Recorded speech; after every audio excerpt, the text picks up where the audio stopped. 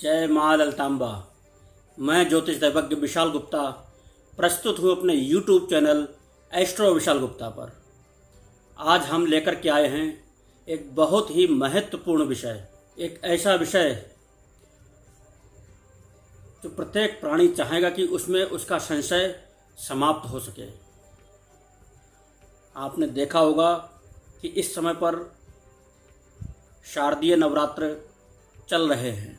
नवरात्र को लेकर के कुछ भ्रम, कुछ भ्रांतियाँ, कुछ गलत रीति रिवाज चलते चले आ रहे हैं, जिनको लोक रीति के अनुसार तो सही माना जा सकता है, परंतु शास्त्र रीति के अनुसार उनको कहीं भी अनुमति प्राप्त नहीं है, जो शास्त्र सम्मत नहीं है, जो विधि के विधान से विभिन्न है, विपरीत है।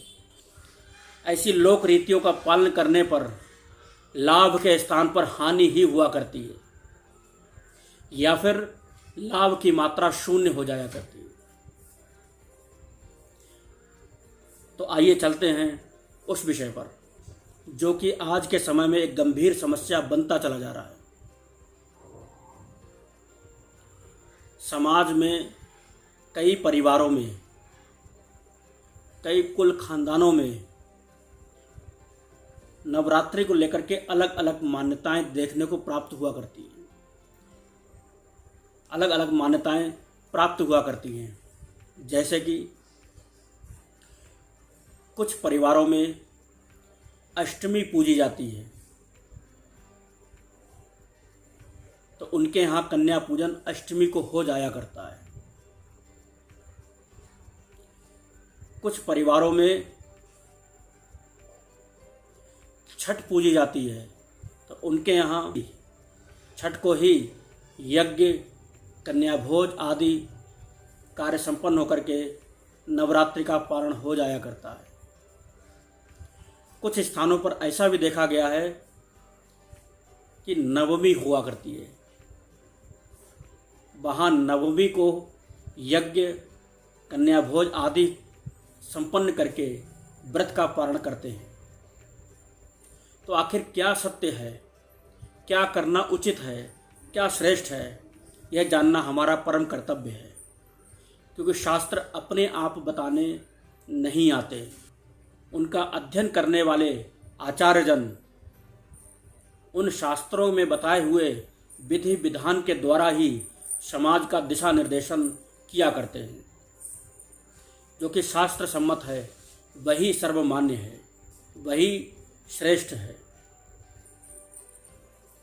तो शास्त्रों में क्या प्राप्त होता है? क्या सप्तमी को या छठ को, अष्टमी को या नवमी को क्या पारण का दिन शुभ माना जाएगा? तो उसके पीछे सिद्धांत क्या है, उसके पीछे का कारण क्या है? आइए इस पर चर्चा करते हैं। तो सबसे पहले नंबर, इस प्रश्न का उत्तर इसी बात में छिपा हुआ है कि उसका नामकरण जो है वही अपने आप में उसकी सबसे जीती जागती मिसाल है, उदाहरण है। नव दुर्गा, नव का अर्थ होता है नया, और नव का अर्थ नौ भी होता है।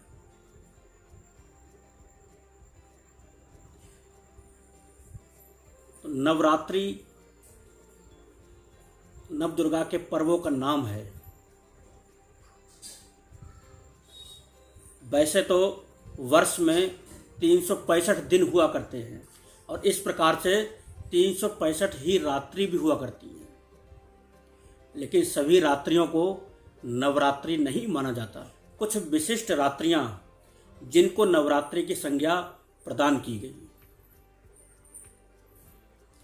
जिसमें शक्ति की उपासना प्रारंभ होती है।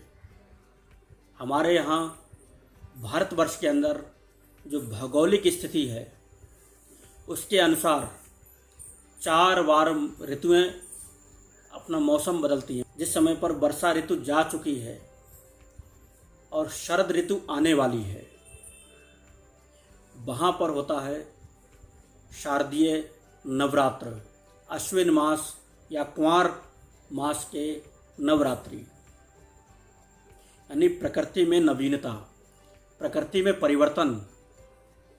उस परिवर्तन में बहुत सारे ऐसे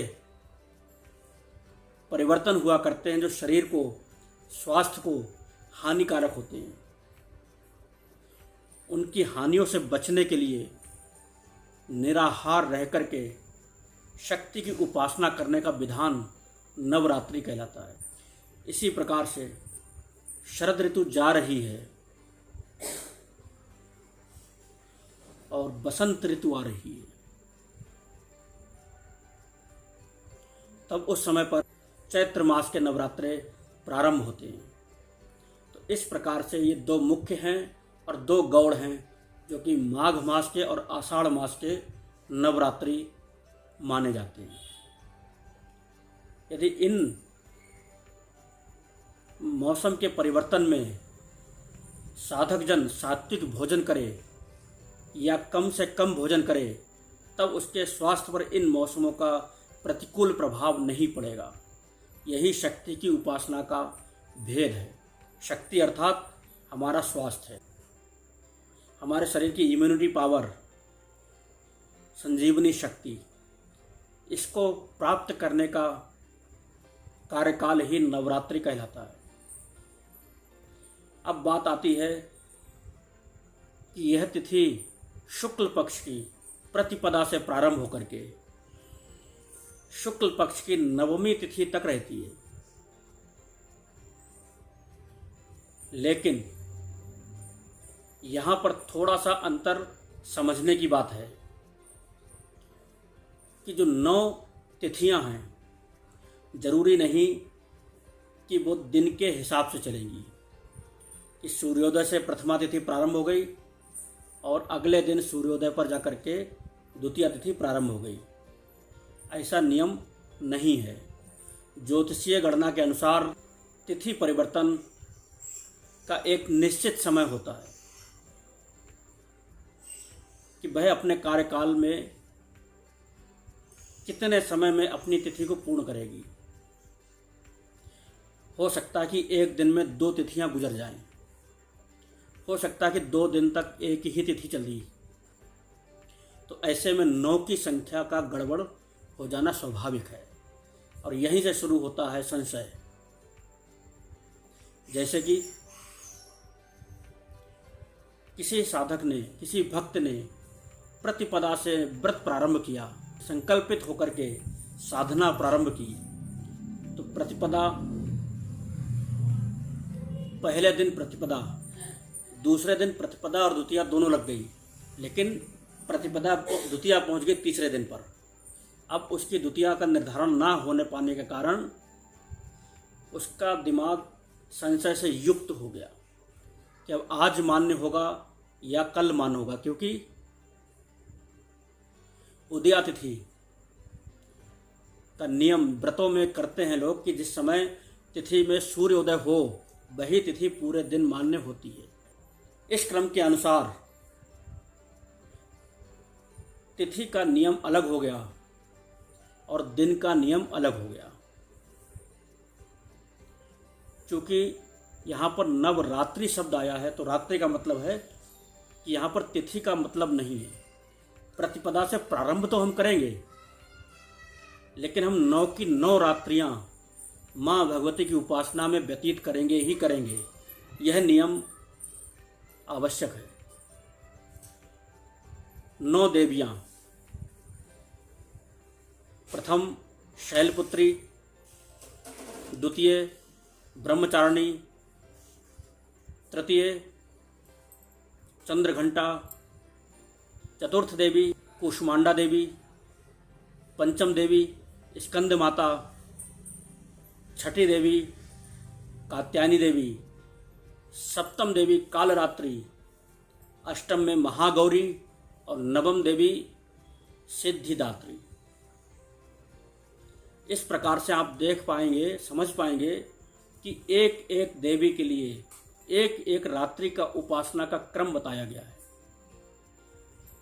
लेकिन हम लोग क्या कर रहे हैं कि रात्रि काल में विश्राम कर रहे हैं, शयन कर रहे हैं, क्योंकि दिन भर के कामों में हमारा शरीर, हमारा मन व्रत रहने के कारण, कमजोरी के कारण थक जाता है, तो रात्रि में विश्राम भी चाहिए। तो ऐसी अवस्था में हम अपनी साधना को दिन में करके, शाम को आरती करके और विश्राम देते हैं प्रतिदिन की।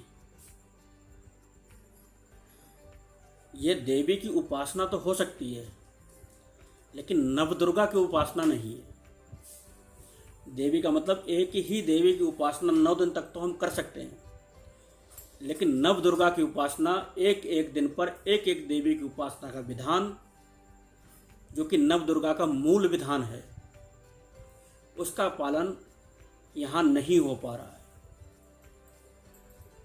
तो उस अवस्था में क्या करना चाहिए? तो प्रथमा से मुहूर्त तो हम देख करके स्टार्ट कर लेंगे उसको, लेकिन अब प्रथम दिन हमने माता शैलपुत्री की आराधना रात्रि समय संपन्न की।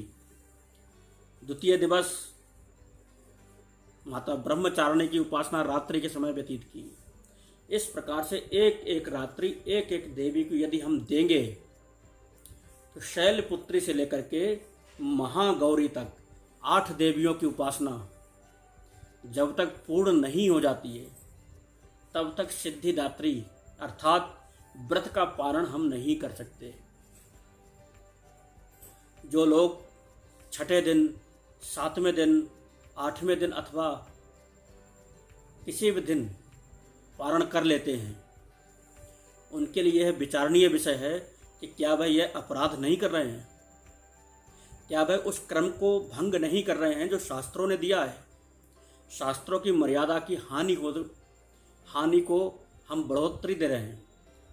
इससे हमारे जीवन के लाभ कम होकर के हमारी परेशानियां और बढ़ना प्रारंभ हो जाती हैं। क्योंकि जहाँ पर एक समाज बैठा हुआ है, एक समूह बैठा हुआ है, उस समाज में, समूह में सबके सब सम्मानित हैं, सबके सब बराबर के पूजनीय हैं। सभा में भेदभाव नहीं कर सकते।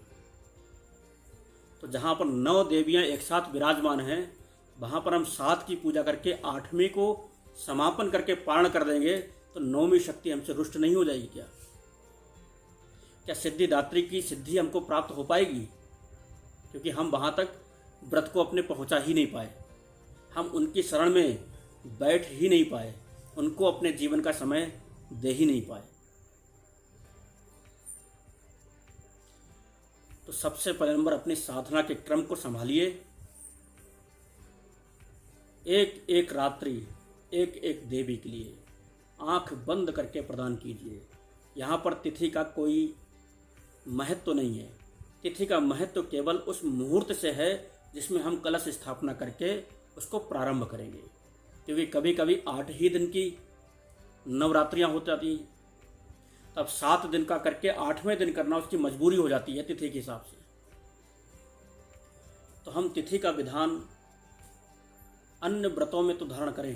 जैसे एकादशी वो तिथि प्रधान ग्रह है, वो तिथि प्रधान व्रत है। त्रयोदशी तिथि ये तिथि प्रधान व्रत है। जन्म अष्टमी, कृष्ण जन्माष्टमी यह तिथि प्रधान व्रत है। लेकिन नव दुर्गा, नवरात्रि यह तिथि प्रधान ना होकर के दिवस प्रधान, रात्रि प्रधान व्रत कहलाता है।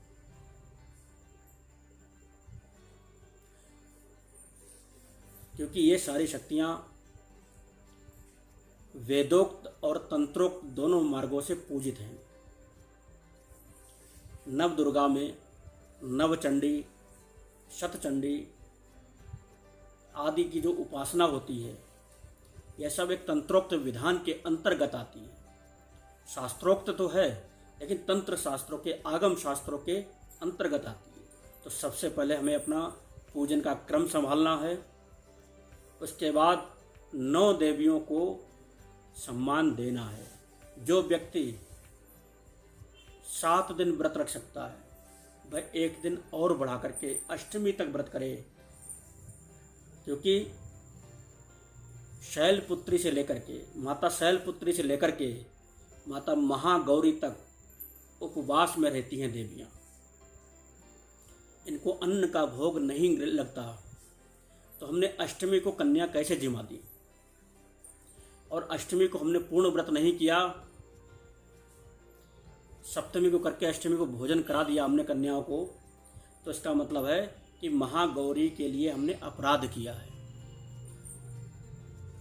दूसरी बात, जब हमने माँ को अन्न का भोग लगा दिया यज्ञ में, उसके बाद कन्याओं को भोग जमा दिया हमने, तब अब हमें भी भोजन करना अनिवार्य हो जाता है, क्योंकि उस प्रसाद को त्याग नहीं सकते, उसको ग्रहण करना ही करना होगा।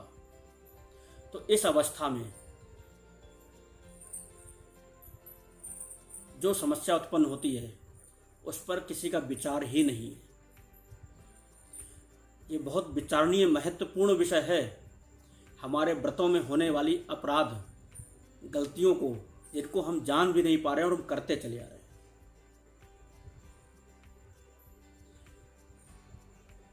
तो अष्टमी तक यानी 8 रात्रि हमको व्रत रखना है, और नवमी को जब सिद्धिदात्री का जो समय आता है उस दिन पूजन करने के बाद यज्ञ करने के बाद माँ को अन्न का भोग, प्रसाद आदि भोग लगा करके, हलवा चना खीर पूड़ी आदि का भोग लगा करके, कन्याओं को भोजन जिमा करके तब अपने व्रत का पालन कर सकते हैं नवमी तिथि को। ये इसका सही विधान है। तो इसका मतलब है कि यहाँ पर अष्टमी, नवमी से, सप्तमी से, तिथि से मतलब नहीं है।